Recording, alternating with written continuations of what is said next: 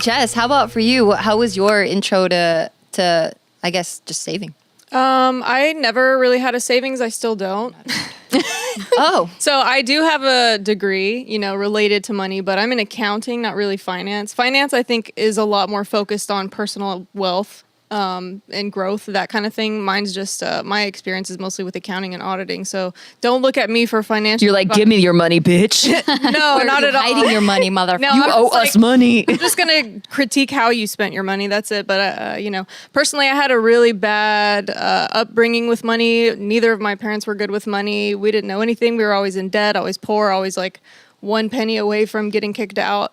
So I never learned anything as a child. And then I continued to make like the same bad mistakes that my parents did with money as I got older. And what is some examples? so of that? like getting a credit card at 18, that for some reason back in like 2005, they were giving 18-year-olds like $5,000 credit card limits. That was me, baby. That was me too. 5,000? My first Yep. credit card was 1,000.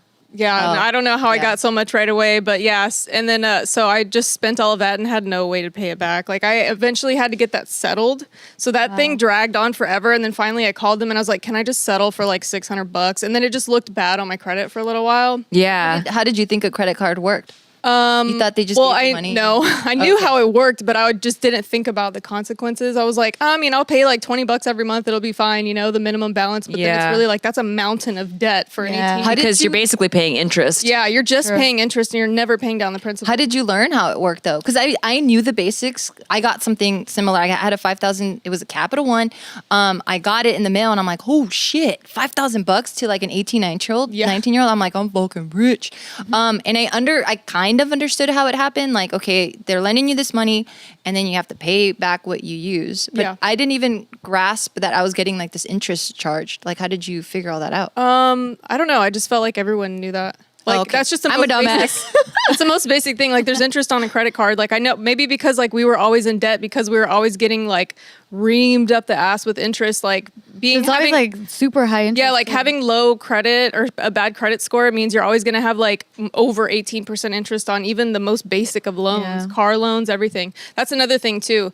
My dad made a series of like really bad car purchases. So we were so upside down on vehicle purchases that What does like, upside down mean? so it means the car is worth less than what you owe. Okay. So it's kind of like you have this worthless car, but you owe like so much money on it. Oh, wow. And a lot of poor people get stuck into this trap where they're like, I really need a car.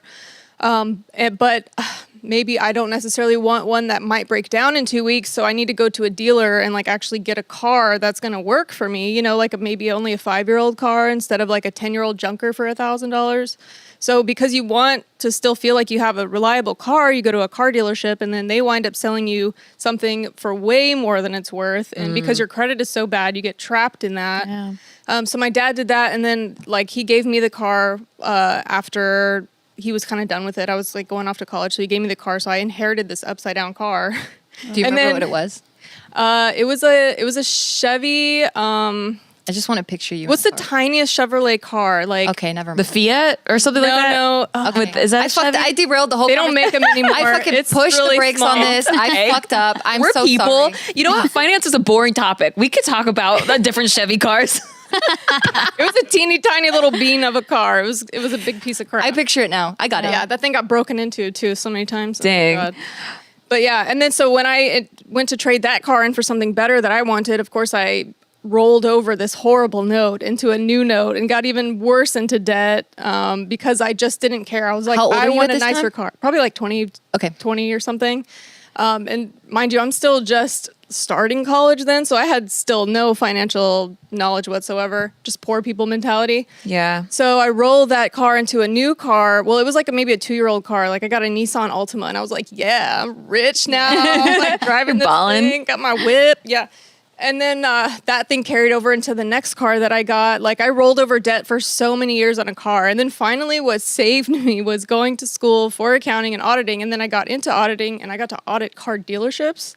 And then my mind was like Yeah. Why would happen? blown at like how I realized how car sales happen. Yeah. And like how people get completely ripped off, how you can avoid getting ripped off. I learned so much. Okay, give me auditing. Yeah, some tell us. notes real quick. So let's see.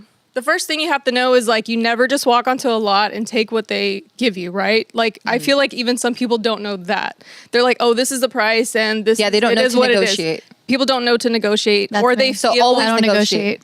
always negotiate for a car. Oh my gosh, yes. And then secondly, people, I guess if your credit's really bad, the And what's cars considered really bad? below 700, honestly, at a Okay. car dealership, not just in life, but at a car dealership, if you're below 700, the guys will make you feel like you don't have options. Like they're gonna bully you. Damn, that's pretty So high. you have to know that they're gonna try to bully you and they're gonna feed you a bunch of BS. Like They make you sweat. yeah, Because guess what? We're about to break Yeah. for our first. oh wow, this is perfect.